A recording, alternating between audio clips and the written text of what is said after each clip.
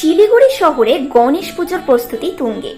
আর মাত্র একদিন, তারপরেই ঢাক কাসর ধ্বনির মধ্যে শুরু হবে এই পূজা। শহরের বিভিন্ন পুজো মণ্ডপগুলোতে এখন সাজসজ্জার শেষ মুহূর্তের কাজ চলছে। এরকমই এক অনন্য পুজো মণ্ডপ দেখা গেল আশ্রমপাড়ায়। এই পুজো মণ্ডপটির বিশেষত্ব হলো এটি সম্পূর্ণ মহিলাদের দ্বারা পরিচালিত। এবছর তাদের 10ম বর্ষে পদার্পণ করছে এই পুজো। শুরু থেকেই মহিলাদের এই উদ্যোগ আশ্রমপাড়া সহ গোটা শিলিগুড়ির মানুষের মধ্যে বিশেষ কৌতূহলের সৃষ্টি করেছে।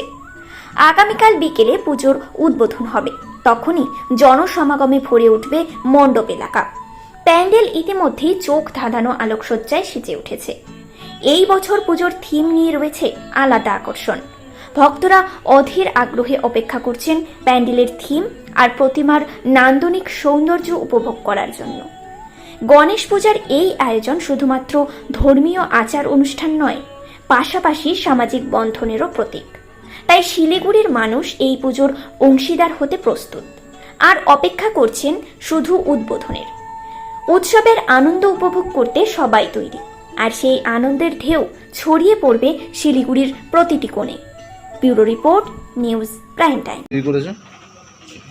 25-30টা হবে। 25-30টা। আজকের থেকে তো মণ্ডপে যাওয়া শুরু হয়ে যাবে। তার জন্য আমরা দেখতে পাচ্ছি যে এখানকার যে অনার আছে উনি খুব ব্যস্ত। তার মধ্যে দিয়ে আপনি যে আমাদেরকে জানালেন তার জন্য অশেষ ধন্যবাদ। সমস্ত গণেশ তৈরি হয়ে গেছে। আপনার নামটা? লিটন পাল। আপনি কোথাকার বাসিন্দা? মাটিগাড়া।